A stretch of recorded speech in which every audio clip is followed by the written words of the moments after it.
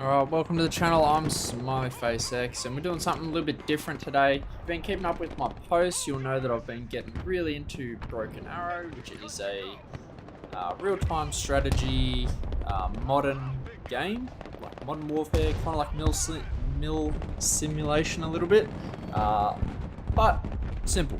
Mill Sim, in my mind at least, sounds super complex.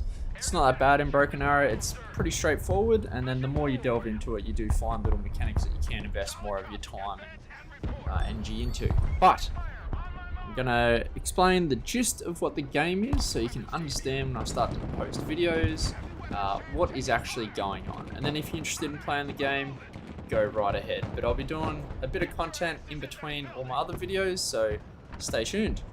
Anyway. Broken Arrow. It's a 5v5 game, okay? For the ease of me telling people apart, my team is always blue or green colored, and the enemy team is any other colors. I think I have yellow, orange, red, brown, I think purple in there, but you can change them to whatever you want, okay? But when you're watching me, blue and green, friendlies, everyone else, enemy. Okay, you can win the game through scoring more points than your opponent. The way you score points is that you either kill units or you capture the objective zones on the map themselves. That's it. Currently, there are two teams you can play as. You can either play as USA or as Russia. Okay, they like to have them verse each other, except due to the matchmaker, sometimes you do have mirror matches, but you can turn them off if you want. Both of them have numerous specialities. You pick 2 out of the 5 specialities that they have, and then they have their loadout, which you can customize very, very heavily.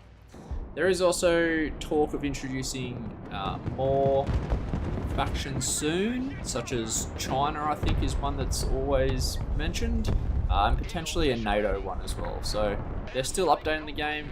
I mean, it just came out this year, so of course they're updating the game. Alright, so when you first get into a game, you have a small period of time where you can coordinate with your team, and then you roll out. You see at the top there, we have our money. We start off with $1,000, and we have the smaller number there, that is our income. Okay, so once we buy our units, which they're more expensive the better kitted out that they are, once we buy them, whatever is on the field will drain from our income. Okay, so if we've got nothing on the field, we'll be getting a lot of money coming in. And if we're having a pretty good game where we've got a lot of things on the field, our income will just trickle in. It's a bit of a comeback mechanic in a way, so it's actually pretty nice. It's a very simple system, just one resource, and includes a comeback mechanic. That's awesome. All the units on the ground are represented by unique icons, making it easy to tell them apart. There are 6 types of units in the game. There's reconnaissance units, infantry, armor, support units, helicopters, and then air assets. They're all relatively easy to see by the icons. The only ones that for newcomers might be a little bit sketchy is telling the difference between recon and some infantry ones.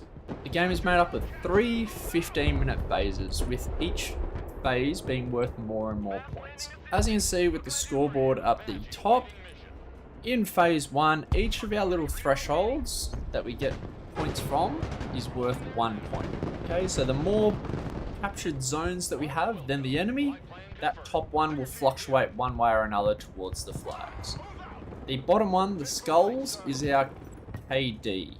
Okay, so if our team has killed 1,000 points more of the enemy's troops than we've lost, then we'll get 1 point. Every 1,000 threshold, it'll gain up another. So max points at 3,000 kill differential.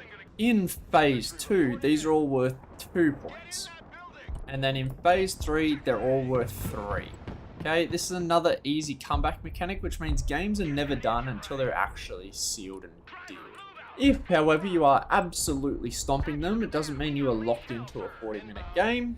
Okay, if you capture every single objective point on the game, it immediately initiates a sudden death 2-minute timer. And if the enemies can't uncapture all of your or any of your points by that end of that 2 minutes, then the game just ends there and then. Okay, if you want to see the full game that I'm showcasing when I'm talking about things in the background here, then it'll be up on my channel shortly following this video. So stay tuned for that, and I'll do a full commentary on it, trying to keep it as simple as possible the whole way through the match, to try to just break things down as to what's actually happening without getting into too much of the technical weeds about it. But anyway, that's Broken Arrow. I hope you enjoy the game, because I think it's awesome. It's got a lot of potential, and I look forward to seeing you in other videos, hopefully. Alright, peace!